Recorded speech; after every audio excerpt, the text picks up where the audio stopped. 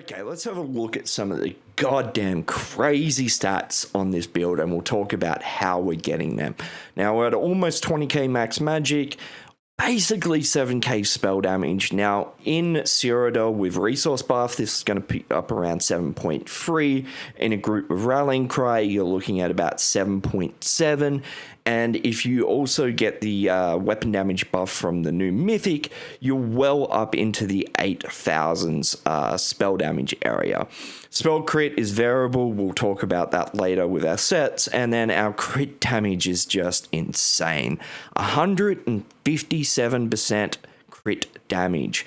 Now, you used to have to give up a fair bit, at least something, to get to these numbers, and as you can see, our weapon damage is really high, our penetration is really high, so we're not giving up a whole lot to get into this crazy area in regards to crit damage.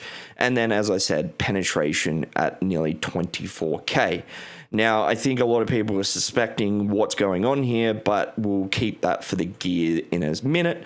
Now, as far as armor goes, and it's so stupid. We're at 42k max health and 36k resistances. Now, on this setup, because the missus is running Rallying Cry, I don't run it. But if you were to play solo on this, you probably want to run Rallying Cry on your back bar. That's going to give you a little bit less max weapon damage, but not a whole lot. But you'll gain a lot of crit resistance. So if you're running this build solo, I do recommend going Rallying Cry. But the fact that we have 36k resistances with those damage stats is just absolutely insane.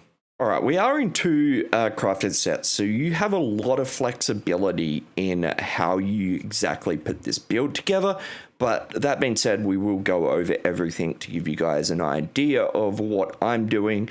But, you know, two crafted sets, you have a lot of flexibility in deciding on what you do. But we are running bollards. This is our head and shoulder. We're running heavy, medium, and then on our front bar, we're running Mecha Curity. I kind of go through phases where I love this set and hate this set. I kind of have times where I don't like sets that have downtime and that kind of stuff. But at the moment, with the amount of burst that is out there at the moment, I'm actually really enjoying this set. We're running one Nern, one Sharpened, and then editing Johnny here. I had this video almost finished, and then seen Pelican posted a Warden build as well. And he's running Ice Star front bar. This has been mentioned in my stream a few times over the last week as well, and was something that I wanted to get around to testing. And I finally did, and it's interesting. So you're running an Ice Staff, you're going to lose about 10% crit damage. Your non-crit damage stays very similar. So it's just going to be up to you whether that extra burst you lose is worth the extra tankiness and, you know, the ranged heavy attacks and stuff like that. It's not a clear answer here, because I think the Ice Staff holds about a 10% damage value in it, in what you can do with the Ice Staff. You do lose spin to win though, so if that's something that you were wanting to do, then that kind of rules out Ice Staff anyway. I just thought it was pretty interesting, and I'd mention it really quickly. Anyway, back to me. And on our jewelry, we are running one Bloodthirsty, two Infused, and then we are also running the Saint of the Seducer. So this is kind of the big change in this patch in regards to kind of crit builds. Minor Force was always kind of a bit hard to get, and you would have to give a lot of stuff up for that. But now you have a mythic that gives you Major Force, and it also gives you Minor Brittle. So you're actually getting 30% extra crit damage when you go into this phase of the mythic. Obviously, Minor Brittle was easily attainable with an Ice Staff, but this allows us to run Dual World and still be able to get Minor Brittle, so it's really, really nice. Now, on our body pieces, I'm running 3 heavy, chest, legs, and head, reinforced. This is partly why we're sitting at 36k resistances, and then we are running 1 light and 3 medium. As I said, 2 crafted sets, you've got a lot of flexibility in how you do this. I'm also running all weapon damage on our enchants here on our jewelry, but feel free to play around with that. And then a health enchant on the shield. Now, I've been going back and forth on this build between Ice Staff and Sword and Board. Both have their upsides, so obviously an Ice Staff gives you those ranged attacks, so you can get resources back quite easily. But Sword and Shield is giving you extra health, and it is also giving you the Sword and Board ultimate. You know, Warden's lacking kind of a decent defense ult at the moment, so running Sword and Board really does help out there. And Sword and Board ult can also be used offensively too, not just defensively, especially if you're fighting a lot of ranged Sorks or something. You can pop this and then just get that added damage by the reflection of their damage. I think that's about it for the gear. Now, I've been playing around with different poisons and stuff like that, but feel free to do your own thing. At the moment, I'm running double dot. This is kind of just to help keep my mech procs going, because once you get up into the fourth mech proc or the fifth mech proc, chances of procking is very low, so the more things you have ticking, the more chances you're going to get at getting that fifth mech proc, and that can be a big game changer too. In a fight, having those extra 4 or 5 seconds where you've got mech up can be the make and break. So that's kind of why I'm running double dot poisons. All right, let's have a look at the skills next, boys and girls. All right, I'm not going to go through every single skill, but you can see them all on my bar anyway, but I do want to go into some detail about the new skills we are using. So this is Warding. Now, this is our source of minor force. In a lot of situations, minor force is pretty easy to get through Race Against Time, but we don't need the speed buff, and there's that from Race Against Time, so it's just a lot better for us to get it from here, and I think a lot of builds will be getting it from here unless they do need the speed buff from Rat as well. I have this set up to give us a damage shield. Now, this will give us about 5.5k shield in PvP, and it also gives us an 8% damage reduction for 8 seconds. So overall, just a really nice skill. I was playing around with the stun on this skill, but I didn't really like it, and I am getting the stun from Leashing Soul now, so let's talk about that. So this is a pull stun. I have played around with the just straight stun on this skill. I think it works really well for ranged magedens. For melee builds, I think you're probably better off with the pull more so than just the straight stun. And then this has a dot. Now, the dot on this isn't really that big of a deal. It's not really any kind of substantial damage at all, but what it does do is give us one more chance to proc our mech acuity, and you know, once you get quite a few things ticking away, it gets pretty easy to get consistent 4 procs out of your mech and occasionally getting 5 out of your mech. So yeah, there's thing though with this skill is the bottom part of it, and that is our major intellect and major endurance.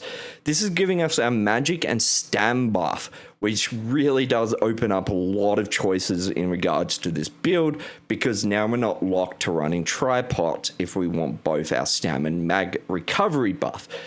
So what that allows us to basically do is run whatever pot we want, and in this regard, I am running an armor pot. Now, this gives us just stupid resistances. 36k resistances is so damn stupid when you take into account the amount of damage that we have. So on our front bar, a lot of usual suspects here, and then we are running a field burst. This is really nice, even outside of our mech procs. If we drop down into, say, like the low health area, and we're outside of our mech proc, we can still get some crazy damage out of this, because it's always going to crit. With 42k health, you know, we can still be at 20k health and get this to crit every single time. So it's really, really nice. And then Whirling Blades. Keep in mind that you may want the other morph of this just simply because of the range. A lot of the times you might not be realizing that, you know, spin to win is actually not landing. So play around with the other morph. A lot of situations it can actually be better than this one, but hey, it's worth trying for yourself and working out what works best for you. And then our ultimates. Now, with sword and board setup, half the time you will run sword and board in this slot here, especially if you're in solo, 1 man, 2 man. It's going to be really beneficial. Then the storm will come to your front bar. But for now, I'm running this setup.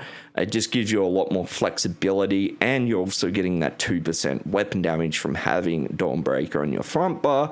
So you're getting a nice little buff in weapon damage as well, but you've got the flexibility between a lot of pressure through Northern Storm and then just a lot of burst and stun from Dawnbreaker.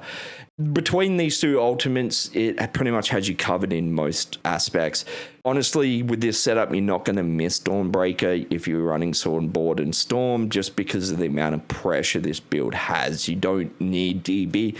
It's not like my other Magden build I've been playing where I really needed that burst from DB to be able to kill people. This just overwhelms people. It's just stupid amounts of pressure to where it just doesn't matter anymore. So that's the skills. Let's have a quick look at the CP and potions and food and all of those little things. So for the little bits and bobs, we are running the Shadow Munderstone. This is obviously really nice with Mecha Curity, and we're just stacking crazy amounts of crit damage on this build. Our food is Smoked Bear. There is a lot of other options if you have a different playstyle. I highly recommend changing lots of all the little things. Looking up build videos to get a general gist is really good, but the way I play and the way you play, it's very different, no doubt. So messing around with food and enchants and CP and all of that kind of stuff just to make the build suit your playstyle better. So if you are the person that copies a build video down to every single little thing and then doesn't change the build afterwards, I would highly recommend trying to just customize these little things to make yourself the build that works best for you. And then we are a stage 3 vamp, and there's not much to say about that. It's crazy amounts of damage reduction. It really needs nerfing, but anyway, that's a story for another day. Now, the CP, we are running Master at Arms, Duelist debuff, Fighting Finesse, and Backstabber. And then for the red, we are running Survival Instincts. This is an always must on every build. And then Refreshing Stride. This CP is a little bit playstyle dependent. I sprint a lot, so having that mass amount of mag recovery while I'm sprinting, it works out to be really nice. But if you don't sprint a whole lot, obviously this CP is not doing much for you, so swap it out for something else. And then Sustains by Suffering, because basically the only recovery we've got on this build is from our food and from our CP, so having these two really does make a big difference. And then we're running the Speed CP. Now, you could run Max Health here or another CP as well. I just like that little bit extra speed just so I can hopefully try and catch people when they try and run from me. But that's about it, guys, for this build. I hope you guys have enjoyed. If I forgot anything or you have any further questions, feel free to ask in the comment section or stop by my stream on Twitch. I'm live 3 or 4 days-ish a week, so if you have any more questions, feel free to jump over there. As always, guys, I love yous, and I'll catch you in the next one. Peace.